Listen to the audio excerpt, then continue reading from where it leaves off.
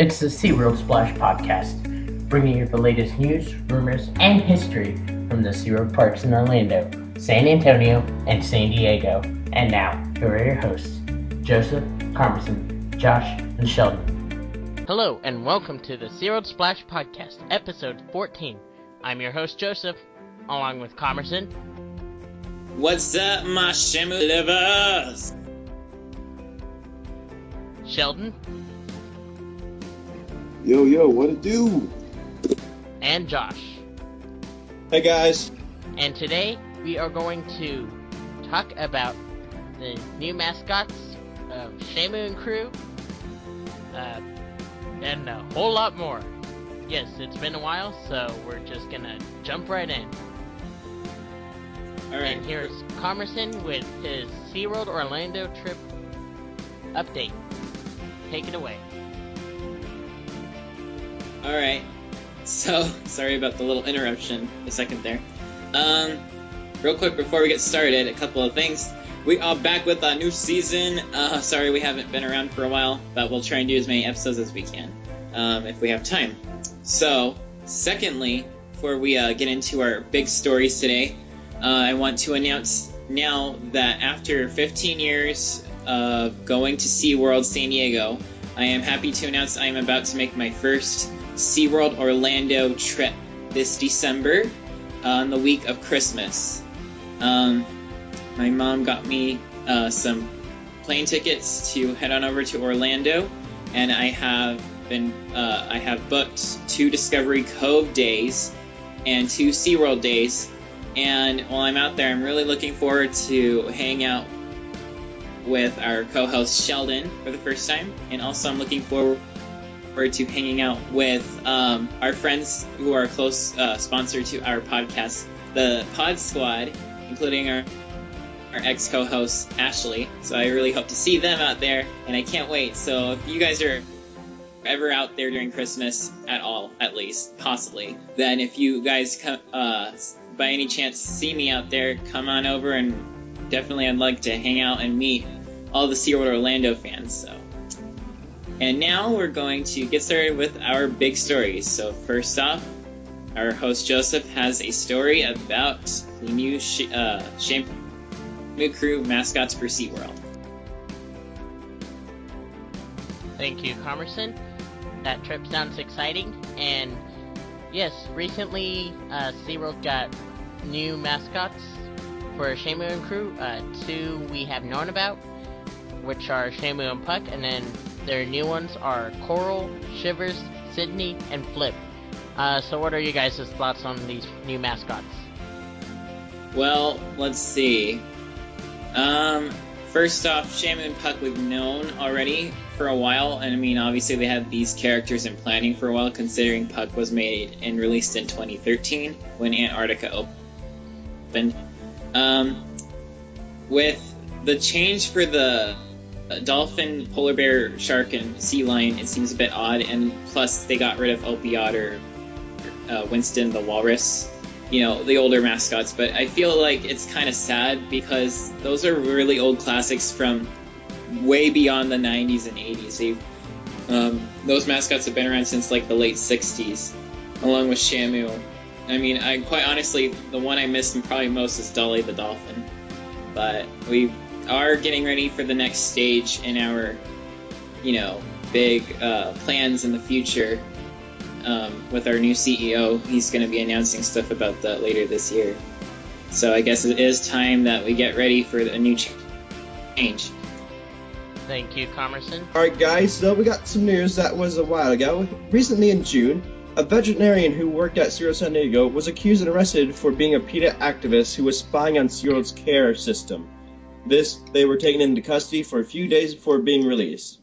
Now then, we all know this was bound to happen. I mean, at PETA, first they try suing, and then they do the whole planes flying around, and then they had the drones, so this really doesn't come as a surprise to us. And I bet you PETA paid his bail money like they're gonna pay, like they saying they'll pay Steve-O's stuff. I mean, PETA, now they're just wanting people to do criminal negligence and not have to care, because that's like me saying, hey, I'm gonna rob a bank. PETA, will you pay my bail? Sure thing, as long as it's for animal rights. Sweet. And basically, so I go to jail, but then I have no problem because they release me. So, you know, that's what PETA does. So, let's be honest, we were all expecting PETA to do something like this, but the thing is, they slipped up and we were able to catch them easily.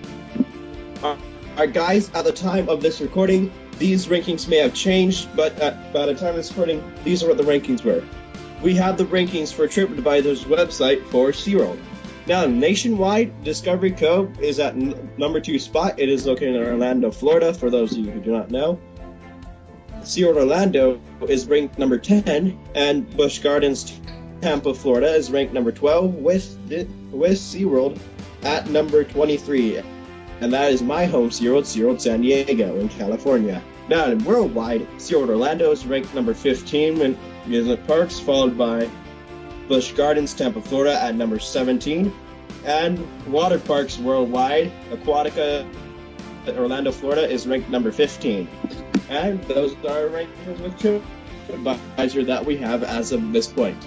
And we have more Steve-O in the news again. Oh boy, Steve-O. Yeah, this time he decided to go up onto a building in Hollywood and hold an inflatable killer whale and shoot fireworks off that building. Yeah, so for this stunt, he actually got in jail for this stunt, so, yay, he's in jail. But, what's your guys' thoughts on Steve-O? Sheldon, you wanna give any thought on it? Fireworks. Well, Joseph, all I have to say is I'm quite disappointed. I mean, it's ridiculous. You know, common sense is more common than a panda these days. I hate to say it, but, you know, people go through great lengths to make their point, you know, make their voice their opinion and do silly things and not think. But it's just an example of someone not looking at using common sense. That's all I have to say on the matter. Well, quite honestly, even though fireworks sound fun, especially when they're at SeaWorld, it's not fun when someone tries using them as a weapon. So, yeah. Yeah. Anyways, we are going to toss the floor over to Commerson for the 5-year plan. What is this 5-year plan? Go ahead and take it away, Commerson. So like I mentioned when we were talking about the mascots a second ago, that our new CEO, Joel Manby, is going to be announcing on November 6th his next 5-year plan for the SeaWorld parks, or SeaWorld Entertainment as the whole company, including SeaWorld, Busch Gardens, Discovery Cove, Aquatica, Adventure Island, Sesame Place, and Water Country USA. So all of our sister parks, our international expansion should be involved with this as well, for what other parks we're going to be putting in other countries like SeaWorld Dubai. Okay. So he's going to give us his thoughts, and this was kind of involved. This 5-year plan is involving how he got the job of being our new CEO, which is really interesting. So basically, every few years, SeaWorld has to change its brand, not a ton, but like its style, I guess you could say. It's kind of like gradually changing and adapting to a changing world. For example, there's actually different timelines, and usually you can see them, those timelines change, or 5 to 4 years with changes, mostly in the Shamu shows when they change. There's a corresponding connection there. So the parks and the whole company are congruent in their change, usually when the Shamu shows change. So, like for example, we had Shamu Adventure at that time. SeaWorld's, let's just say SeaWorld for now. SeaWorld's main focus was adventure and discovery and connecting with animals. Then when Believe came along and replaced Shamu Adventure, then it soon became all about connecting with the natural world and being inspired in an emotional way. And when One Ocean came in, it was about caring for the oceans, and for the natural world, of course, like always. But it was starting to take different forms every single time. It's the same message SeaWorld always has, is to care for the natural world, but it has a different style every few years. It changes, so it keeps the company growing and healthy and still new to the public. So whatever we got coming up next, It's going to be interesting. I hope it's exciting because this guy, Joel Manby, is very experienced with running theme parks, zoos, and aquariums too. And we have been hearing rumors about a new Shamu show to replace One Ocean in the future, although it's not official yet. So we hope to. I really expect great things from Joel Manby. So no pressure, Joel Manby, but I expect great things from you. So good luck. Thank you, Carmerson. And as we all know, Blue World has been in the news, and Sheldon will be talking about Blue World. So Sheldon, take it away. Thank you, Joseph. So as many of you might have heard or not heard yet, the Blue World project was approved by the California Coastal Commission. However, they decided that yes, they approved the expansion, but they placed a ban on breeding killer whales and transferring killer whales in out of San Diego. And luckily, SeaWorld has countered this, and Congress gave me some great information on it. They're going to court, and it's about controlling. So they're going to court to try to pretty much fight for their rights and what's right, because this is a very foolish decision by the government to try to ban breeding on killer whales, because quite frankly, it's inhumane. It's a more of a control factor because of the McDonald's that was also being built over there, and they're saying that McDonald's is now going to serve Big Macs. So it's kind of a controlling factor. So hopefully SeaWorld wins the case. I know they're going to fight really hard on this one. They really need to, because it's really important, because you can't just, without breeding, then there's no necessary life in SeaWorld anymore. That's what it's all about, life. It's about reproduction. So either way, the Blue World project, the design, and looks like does look really awesome. Really excited to see that. So hopefully Orlando, when it comes our time, is going to be just as awesome as in San Diego and Texas as well. But otherwise, pretty good. Thank you, Sheldon. And Carmerson, what is this new Smith design set you have created? Okay, so for those on the SeaWorld Splash Podcast Facebook page probably saw that I have a new page called Smith Designs, and Smith Designs is all about my artwork that I have been posting, but it's also about my design work and creativity and the architecture I also like to do. You might see a lot of pictures in my art albums of like Blue Horizons, or even designs of stadiums, or even I'll draw blueprints of things. I like to design a lot, and Smith Designs is dedicated to both the artwork, concept arts, and designing and blueprinting and creations of zoological themed facilities. So yes, it's basically a designing center where I can, if you want me to design a rescue facility for marine animals, I can design it for you. If you want me to design a dolphin show for a SeaWorld, or even for some random aquarium you made up in your mind, I can do that. I can design a set, costumes, and create a soundtrack or a model soundtrack for you. Smith Designs is open right now. There's currently only one thing out right now that I have finished in designing. It's called Odyssey. It's a theatrical killer whale and dolphin show. And if you want to go check that out, you can. As for the rest of Smith Designs, later on in November, I am planning to announce a huge project I have in the making right now. I won't tell you what it is, but it's going to be located in South Korea, and it's going to be a mega marine theme park, world-class marine theme park. If you haven't liked Smith Designs and you don't know what its profile picture looks like, if you want to find it, the profile picture is simply a whale tail, a leaf, and a bear paw print kind of together in a big circle. So look for that, and you should be right there.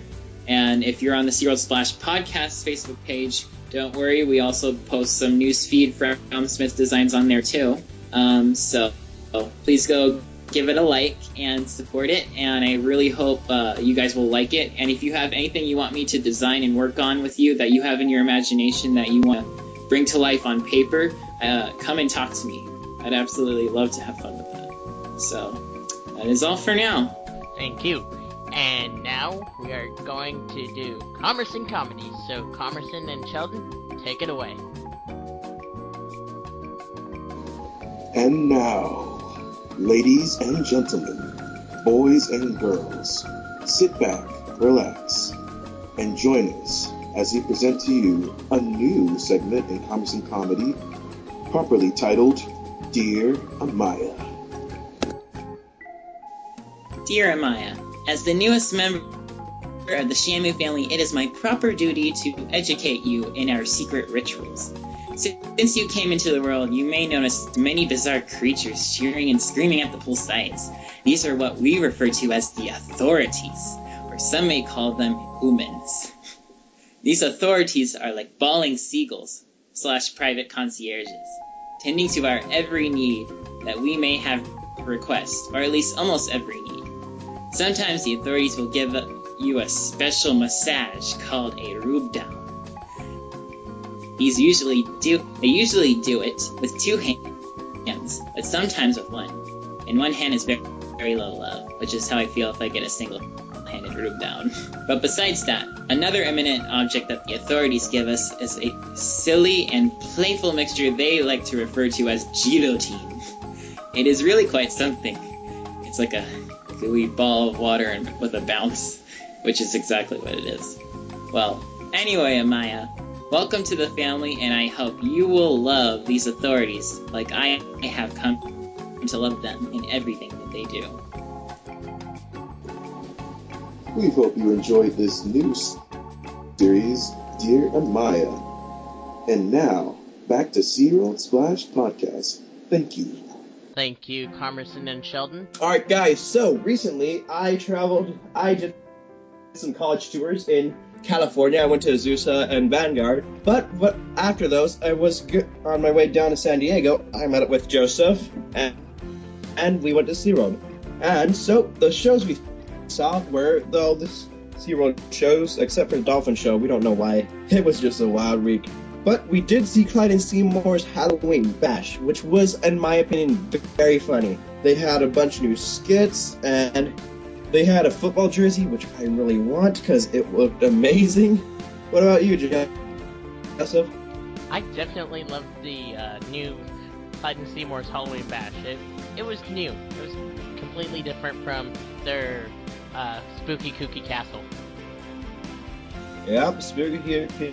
The SK was a while ago. Sorry, I cannot talk today. I've been getting tongue-tied this whole podcast.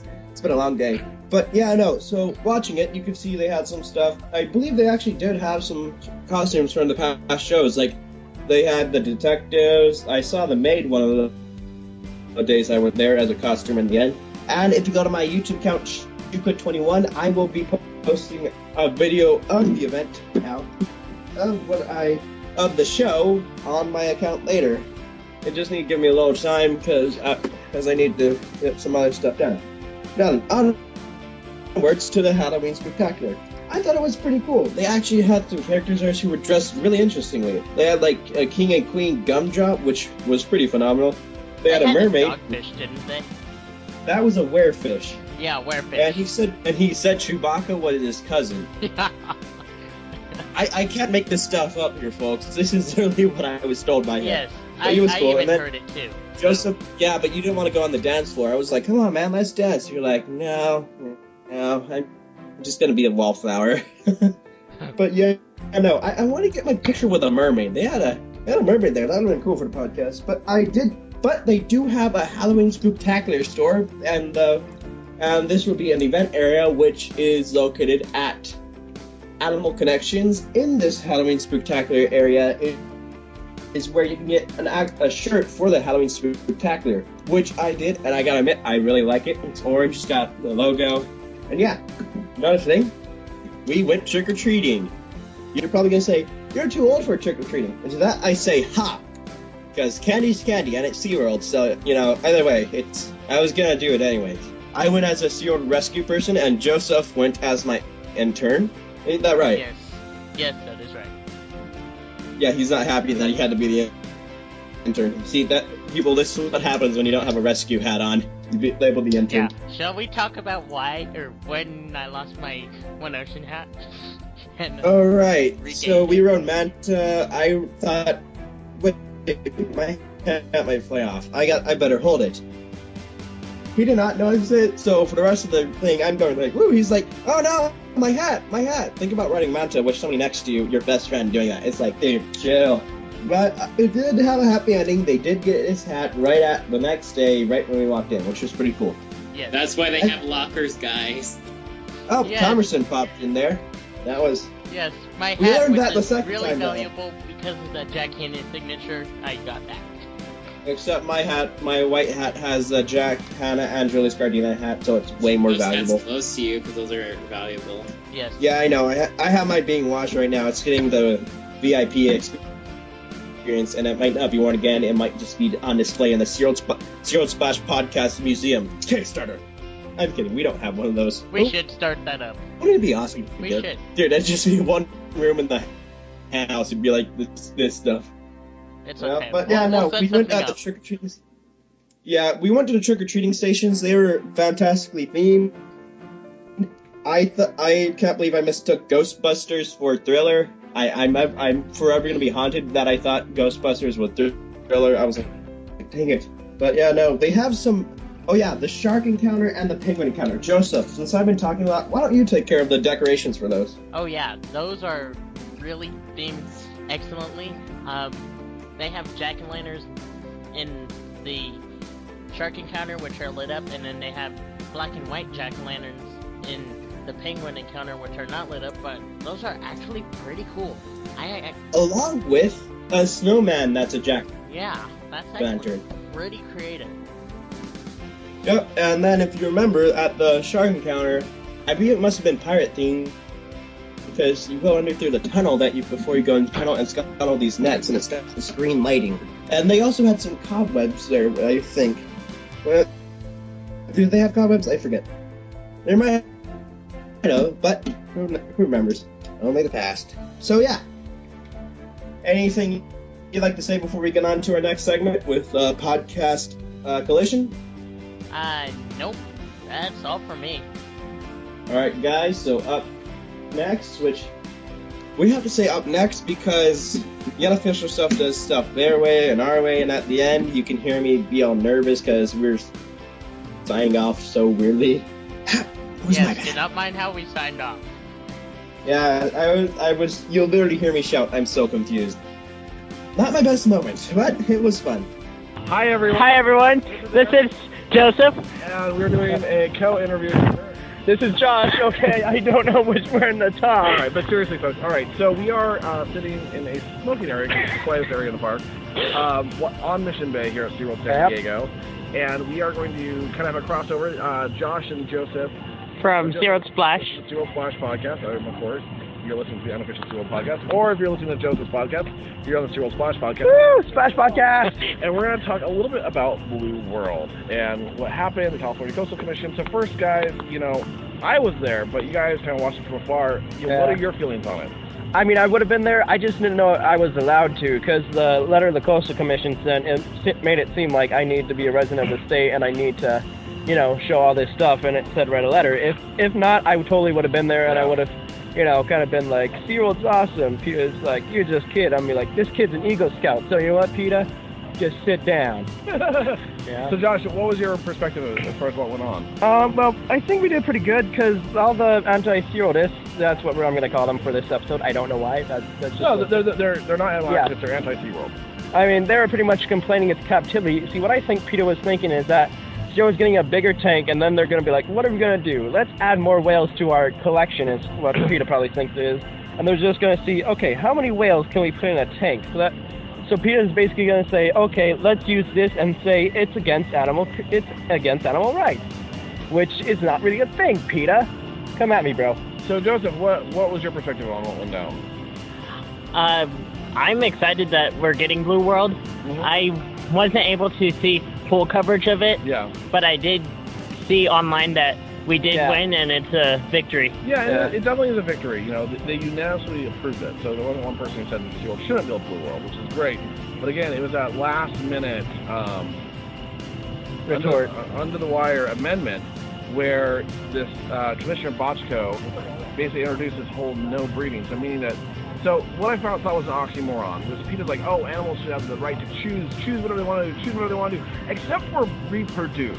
We're going to make that decision for them, which, again, if you're saying animals have rights, then aren't you taking their right to reproduce away? Yeah. Yeah. That is true. Yeah. I mean, that was kind of a cold blow right there. It's like, dude, just give us Blue World, man. Like, again, you know, people kept saying, oh, SeaWorld's going to have 94 orcas. I mean, that's pretty much impossible. I mean, considering how much they have now, and, like, looking at the length, I actually found a picture online of, like, the show pool here, Drain, and it's pretty big. Now, 94 orcas, that's probably, like, all the pool is filled up. I mean, come on, PETA. Wall-to-wall orca. Yeah. But, you know, but SeaWorld also, one of the coolest things for this, the California Coastal Commission, is SeaWorld released a video of what Blue World's going to look like. So what did you guys think of the video? I thought it was pretty cool. I skimmed through it, though, because I was originally looking for a picture to post on Instagram saying Blue World got approved. But even just skimming over it, you see all this amazing detail, all the animation just makes it pop and just brings it all to life, you know? So Joseph, what did you think of, what are you most excited about for Blue World's experience? I'm most excited about the layout of it and how it's going to be more open for the whales. Well, since it's a crossover, you guys have to ask me some questions too, so ask me a question. What are you excited about? No, I got this. Who's your hairstylist? Well, my hair is full-bodied and shaved. No, I shaved my hair. All right, now real question, Joseph. What are you most excited about Blue World? Well, I think what I'm most excited about is the underwater viewing with being 50 feet underground and being able to like look up and have that feeling of just the enormity of these animals and the size and the scale. That's what I'm most excited about, honestly, is to experience that scale. Because at the Georgia Aquarium, they have a 30-foot wall, and when the whale sharks swim close by, it's just overwhelming. It's absolutely incredible, and I can't wait to see that. But I know there were some highlights from the Coastal Commission, but I did speak at it, and I went into a rage. Did you guys watch my rage? I did not. I did on Facebook. So what did you think of the rage, Joseph? Pretty intense. It was a long time coming. It's going to be on YouTube. I know some anti-cap's going to make a dub smash of Eric. Yeah, we could have lost it, though. Yeah, there you go. Dub smash. There's an idiot. You know. But, you know, it was a really long day yesterday. I have to say, I was really impressed with how many people came out and stood with SeaWorld. I wasn't sure what I was going to think. I don't know what I thought the turnout was going to be, but when you're in there, the room held 510 people. It was definitely 50% or more were SeaWorld supporters, and I thought that was absolutely inspirational. It was really cool to see that many citizens of California and around come out and actually support SeaWorld, not just with their dollars when they buy a ticket, but actually support them in a public arena like this. One thing I heard from one of our hosts, Comerson, he told me that there were 3,000 letters from PETA and 1,000 letters from SeaWorld, which, you know, kind of depressing, but it's actually really amazing that all we did was send 1,000 letters, and we pretty much still beat PETA, who sent 2,000. Well, the numbers were 150,000 letters from PETA, and 53,000 letters from SeaWorld. Oh wow! It's still the same ratio, actually. Yeah. But those are the actual numbers, you know. And in the end, again, you know, sure, SeaWorld people might not write as many letters, but in the end, millions of people visit this park every year, and that's the real vote. Yeah. Like, if people didn't love SeaWorld, they wouldn't visit SeaWorld. True. Well, I mean, how many buses went to the Coastal Commission? I'm not sure. There were a number, because a lot were from PETA. PETA bused people from 5 states. So I would have gone on PETA's bus and just brought up a bunch of silly string and go, woo, SeaWorld! I probably would have been kicked off, but that would have been worth it. It would have been pretty awesome. I know, most people live from Arizona, so that's gonna hitch the free ride. They're like, empty the tank. Not. Not. I don't know, so I'm excited for Blue World. I'm really excited to see it at all the other parks too. But in all honesty, November 9th is the big day when Joel Manby, the CEO of SeaWorld, is going to unveil the new strategy. I think that's the day that we should all be really looking forward to. I'm going to be looking Mark your calendars, November 9th. And I mean it. I see you not marking it. Come on. Pick up that pen and mark your calendar. Yes, please mark it. All right, well, I think we're running out of time here, and I have one more question. Shoot. What'd you think of all the Halloween shows and the Dolphin Days, like on the new shows? Okay, so new shows. Dolphin Days, awesome. Here's the thing: I'm a crazy Blue Horizons fanatic, like crazy, like insane level crazy. But Dolphin Days was really good. It was really, really good. The Halloween Sea Lion show was incredible. I thought that was really, really fun. Yeah, I was actually live Instagramming that, and I've gotten a few good likes on it. Yeah, no. I can't believe we're at the point where live Instagramming is now a word. Yeah, I've been live Instagramming, and I've gotten likes. It's a thing. Yeah. Get with the Very future. good likes, yeah. Get with the future. But yeah, I don't know. Everything's great. The Halloween decoration is really good. I love how they decorated the shark. Oh my gosh, you got to see the penguins. They have some. Oh really? They Yeah, got some, that's like pretty black cool. and white pumpkins too. Well, folks, it looks like that's gonna be it. I'm gonna head over to Penguins. We're gonna check out what's happening around the park. But again, stay tuned to the unofficial SeaWorld podcast And Zero Splash Podcast. Woo! All right, well, check you back. Back to you, Eric and Aaron, And back to you guys, Joseph, Comerson, and Sheldon. Wait. back to Aaron, Mike. What? Back to everyone. Back to Comerson, Josh, and Sheldon. Back to you later. See you next time in the Soak Zone. Okay, so what a fun interview you guys did with the unofficial SeaWorld podcast. So, Yep. that sounded great, getting to see Eric again. So, now we're going to move along and talk about something that me and Josh did over this summer in July. So, Josh, what did we do this summer? SeaWorld San Diego Career Camp 2015. Woo! Oh, I thought We did that last year too, but last time we barely knew each other, so. Last time was 2014. It was 2015 this year. 2014 was fun. It was. 2015 was really cool too. Oh, yeah. I mean, So, it was my third career camp, and it was Josh's second. career camp, but my 6th year at camp. Yeah, and you've done other resident camps before. Yep. So, yeah, this is Kind of a big deal. So this was really fun to do again. We met up with a lot of our friends from the 2014 career camp again, so we could go and have a fun experience again together. Yep. So, let's see. Well, first of all, Josh and I had to carpool down to San Diego. Yeah. Very long car ride. You had fun. Yes, okay, gosh. I mean, we saw the Minions movie and all, but... So, we met up with some of our old friends from last year's career camp, like we said. And, let's see, what was the first, let's, talk about the coolest things that we did at career camp. I got to feed an emperor penguin. How many people can say that, okay? Me. I mean, you can't just walk... We can say that. Well, yeah, but you can't just go, hey, Todd, have you ever fed a bird that's only found in the South Pole of the world? Why, no, Josh, I haven't. I'll be like, guess what? I did, son! For those who have not actually gone into the Antarctica at SeaWorld Orlando, or have never been inside the penguin encounters at the San Antonio or San Diego parks at all yet, I will tell you this, it is the coldest room I have ever been in my life. It is, 32 degrees, negative 32? It is freezing. I think the water, I saw a video, I think they said the water was like negative 42 degrees. Yeah, it's really cold.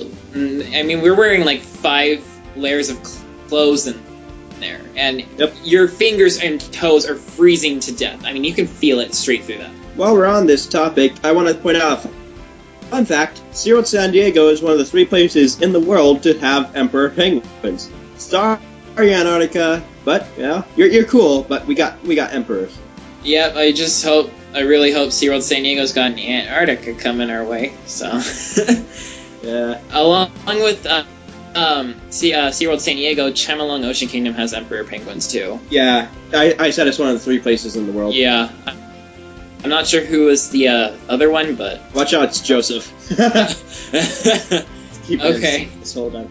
So, yeah, the penguin encounter is extremely cold. We had to, of course, clean out the freezer, and we had to clean out buckets, get the fish scales off buckets. I'm going to stop you right there. People, if you're interested in career camp, what he just said is pretty much half of the camp. Cleaning up stuff and getting fish scales off buckets. And you have to touch a poopy hose in the penguin encounter. You have to clean that with your bare hands. Yep. Don't be afraid of poop. Don't be afraid of dirt and dead things. Just get your hands in there and do it. Be like Chris Pratt from Jurassic World and get dirty. Oh my god. We've already had all over you if you have to. Alright, so let's get things moving along with the dolphin dip we did. That I really like, because we actually went underwater. There was a gate blocking us, but we got to hear some underwater vocalizations, and we got to feed the dolphin through the gate, which was pretty cool, I gotta say. Yeah, last year we didn't get that good of a dolphin swim. That was probably the deepest swim I've ever done. That was my 7th dolphin swim. We got to do it the San Antonio version, where you get to swim in the med pool and do signals underwater, and then we'd rotate around, take pictures, and then do a shallow water ledge interaction as well. There was one part where we had one of the dolphins, Razzle, where I had to do a double pectoral hold, where you put both hands out and you grab the dolphin's 2 pectoral flippers, kind of do like a little dance, I guess. This was probably like the 5th time I've done this, but when this time, Razzle started tail walking backwards when I grabbed his flippers, and he started pulling me off the ledge into the deep pool. And the trainer, Michelle, she grabbed my wetsuit, the back of my wetsuit, she just yanked me back because Razzle kept pulling me back out into the pool. I remember you telling me that. I remember you telling me that. What? I remember you telling me that you almost got pulled in. Oh my gosh, that was so funny. Oh, after all those years, it was like the first time that that happened. Yep. Yeah, so we had fun there. What else did we do?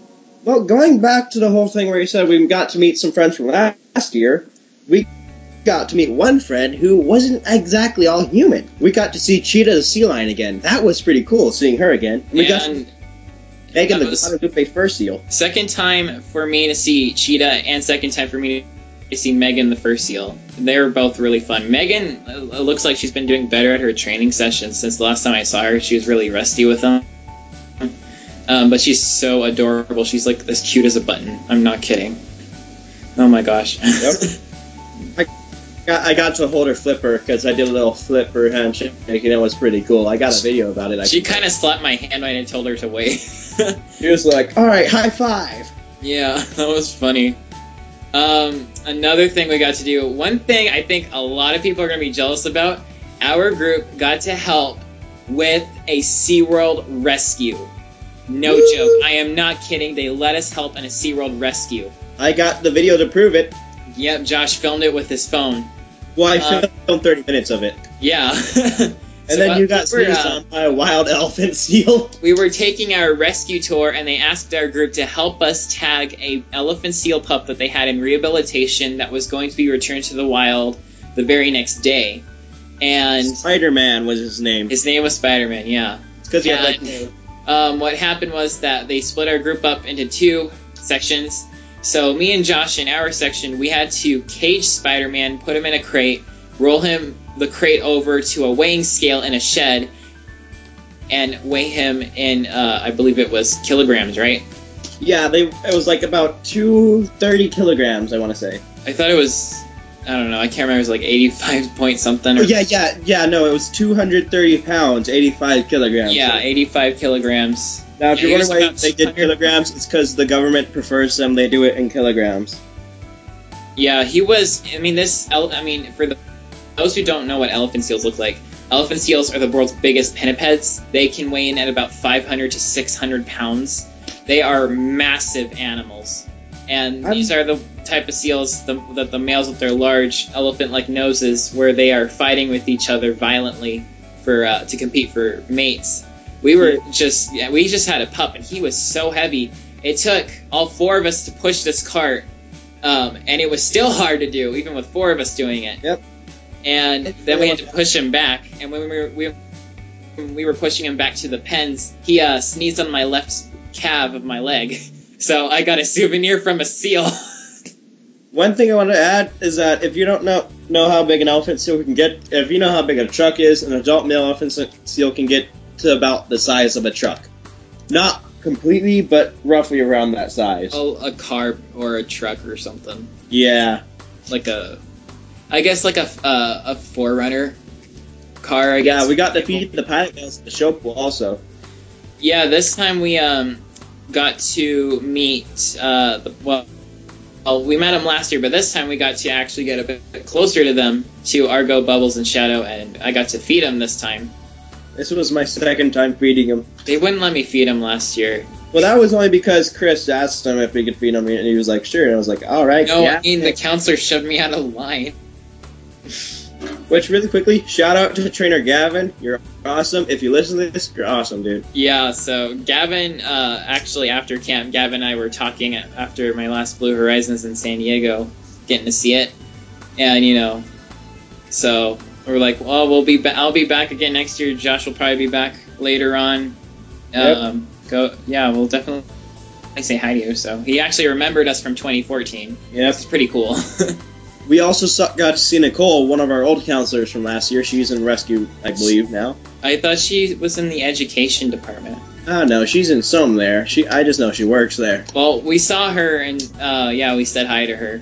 We didn't see him during camp, but we got to see Jonathan, who now is working at SeaWorld. Yeah, he was one of our friends from last year at career camp, and now he is a job in the education department. Yep, and I saw him a bunch of times on our trip there, and then I saw him a bunch of times in my most recent trip. Yeah. So, we had a pretty fun year at career camp this year. Oh my goodness. There's so many things we did. Oh my goodness. It's just gonna get What else did we do? We did paddleboarding. We helped out. We got to see a Pets Roll training session. Yeah, we got to go on the stage of Pets Roll and do the training session. Pretty awesome. Yep, and we got to help out with Animal Connections. I met the umbrella cockatoo. I don't know why I want to say parachute cockatoo. You know what? I just remembered when we were at Shamu Stadium on our trainer day, we got to talk to my good trainer friend, Miss Autumn. And apparently they had the SeaWorld San Diego head veterinarian with a film crew. And this film crew, we think, was for possibly either a YouTube thing or maybe for a potential, in the future, SeaWorld documentary movie that could come. Most likely for a documentary, because they already had, I looked recently, there hasn't been anything with There has been a lot of filming at the SeaWorld parks lately. And there's been mysterious hosts and hostesses. But anyway, this camera crew was out there doing an interview with the head veterinarian in front of the whale pool, and they had the Kasaka family out there. They had Nakai, Kalia, Makani, and Amaya, and Kasaka out in the show pool after the show. And the camera crew asked us if we wanted to be on the film and get splashed by the whales, because we were in a wetsuit and we were sitting there for hours in the hot sun. So they got footage of all of us at the front of right up next to the pool, and the whole Cassie family came and splashed us with their flukes. Yeah, I got a pretty big chunk of it. Yeah, and I was the one who was closest to the camera. Yeah, pretty awesome. You were closest. I was next to you, but I think I might have actually swallowed some salt water. Yeah, don't swallow that. So if there's ever a SeaWorld movie where there's career campers being splashed in wetsuits by killer whales, look for that, because we're probably the kids in there. So we'll see at it. That would be awesome. Oh my gosh. Oh my goodness. So yeah. Career camp is definitely something that you should do at any of the SeaWorld parks, or even at Busch Gardens in Tampa, for sure. It is definitely worth it. So I really look forward to trying it again, maybe at another park, or maybe at San Diego again. I don't care which, but it was fun, and I'm glad I got to do it with Josh again. So yep. Thank you for that, Josh and Comerson. And now, here is Comerson with his take on Blue Horizons' last show in San Diego. Alright, so first of all, I want to do a quick thing real quick just before I, discuss this. First of all, how could you, San Diego? Secondly, you all probably, of course, heard back in around August that Blue Horizons was going to be ending. Blue Horizons had its last show at SeaWorld San Diego in August 13th, if I'm right. And quite honestly, don't get all freaked out if I get all emotional here. But quite honestly, my opinion that Dolphin Days was permanently replacing Blue Horizons was probably discussed, in my opinion. and it sounds harsh to say towards SeaWorld, but I don't think Dolphin Days is the proper show to replace Blue Horizons. And I'll tell you why exactly. But first, a lot of my friends and a lot of other people were saying that Dolphin Days deserves to replace Blue Horizons, or that they were cheering Dolphin Days on, or like all happy Blue Horizons left. And that just made me sad. And a lot of my friends were asking me, why do you think this is a bad thing? And they didn't understand it, and I had to explain to them why. I mean, I heard opinions where, like, people think that Blue Horizons should not be a branded show, for example, in other SeaWorld parks, which is stupid, because SeaWorld will choose to brand what shows they want to brand. I mean, they did that with Blue Horizons, and they have to do it with the killer whales because that is a trademark of the relation of all the SeaWorlds. And they can do it. They're doing it with the sea lion shows right now. But with comments like that, that's just like, just leave SeaWorld alone. They want to do what they want to do. And I've got some opinions on exactly why I think this was a bad idea. First of all, Dolphin Days is not a bad show. I do like Dolphin Days. However, Dolphin Days is actually another Dolphin Discovery, basically. If you take Dolphin Discovery and Dolphin Days and you compare them, they're almost like twins, and quite honestly, in a way. They're very similar to each other. They're not bad shows, of course, but the reason why I have an issue with Dolphin Days taking over Blue Horizons is because why would you replace Blue Horizons with another Dolphin Discovery, even though Blue Horizons already replaced Dolphin Discovery? Think about that, because that just sounds weird. And Blue Horizons was in the making for several years, and so many people worked so hard on that show, and on Dolphin Days it might have just been at least a year or two. I know Blue Horizons was in the making much longer than that, and it just feels like, because of lack of effort, they choose the Dolphin show that looks easier to do, because Blue Horizons is not an easy show to perform. It's a very difficult show to perform, obviously, with its advanced performing settings and technology. And sometimes it just seems like SeaWorld San Diego wanted to take an easy route out of doing Blue Horizons. They just wanted to go back to the older shows, and quite honestly, I don't like that, because Blue Horizons was a show that was advanced. It was meant to be more advanced than Dolphin Discovery, so basically what's happened is they've gone from a typical old-fashioned dolphin show to a highly advanced show, and then they go back down to a typically old-fashioned dolphin show. And I don't like that, because it feels like they don't want to advance. It feels like that they want to be lazy about it sometimes. And I really hate to say this stuff, but I can't just like keep that to myself. I have to at least tell, or at least share it with some people, so that they know why I don't like this idea of Dolphin Days replacing this show. If Blue Horizons was replaced with, say, another dolphin show that was very advanced in its form, like Blue Horizons, I would have been fine with that. But with Dolphin Days, it's just not the right show to replace Blue Horizons for those reasons. Because it was worked too hard with, it's too advanced, it's too, it's all the effort, and it feels like they did almost nothing with Dolphin Days. So, I'm sorry, SeaWorld San Diego, as much as I love you guys, that is my opinion. And I know there's a lot of people who agree with me there on why it's not cool. So, that is my opinion about the Blue Horizons last show. But thank you for letting me share it, at least. Thank you, Carmerson. And now we are turning to Sheldon for SeaWorld Orlando news. Take it away, Sheldon. Thank you. Some of you might have known or not have heard, Ava, one of the rescued pilot whales, came down with a bad case of a fungal infection.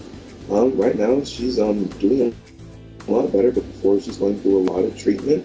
They had her on medication, the trainers had her to the show, and right now she's doing a lot better, and from what I hear, she's actually getting back to the show. So kudos to SeaWorld. If you hadn't been there, she probably might not have recovered as fast in the wild as she would here. So it's really nice to see she's doing a lot better.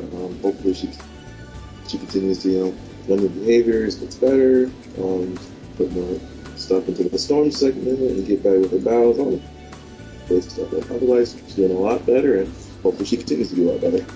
Thank you, Sheldon. And now, in San Antonio, we have had update that Una wasn't doing well, but from what I've seen, she's improving. She had the same thing as Ava, and SeaWorld continues to do all that they do every day to take care of their animals, and good job, SeaWorld. Go get them, SeaWorld. Alright, and now here is Comerson with his news in Arizona. Take it away. Real quick before I get on with this, Sheldon said by accident Ava had a fungal infection. She had a bacteria infection. Una had the fungal infection. That's fine. It's just a little problem there. So, now on to a Busch Gardens little thing here I got going on. Last month, I, for some reason, decided to just go research, see if there would be any theme parks coming to my home state of Arizona. I was hearing a lot of, theme park rumors and stuff coming to Phoenix, Arizona, specifically, because there's an awful lot of open land out there. And Arizona's tourism doesn't revolve around that, the same thing as Orlando, I guess you could say. There's rumors about Six Flags, Universal Studios, possibly Disney coming out to Phoenix, although that's been going on for a number of years. But I did see that Busch Gardens was also listed for a possible theme park in Phoenix somewhere. But those rumors have been going on for a while, but if something does happen, I will be sure to let you guys know. Thank you, Comerson.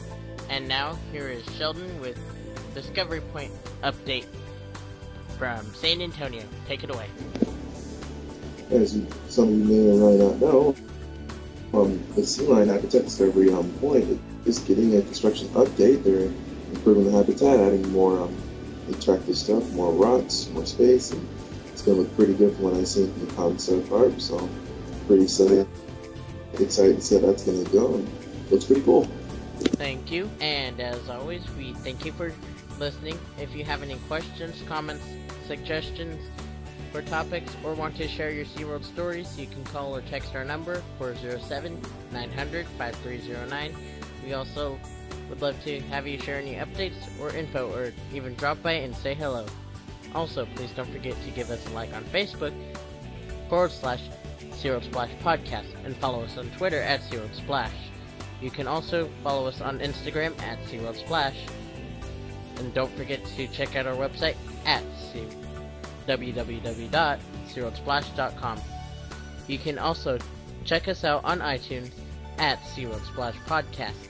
And from all of us here on the SeaWorld Splash team, we thank you for joining us, and hope you join us for the next amazing podcast to come.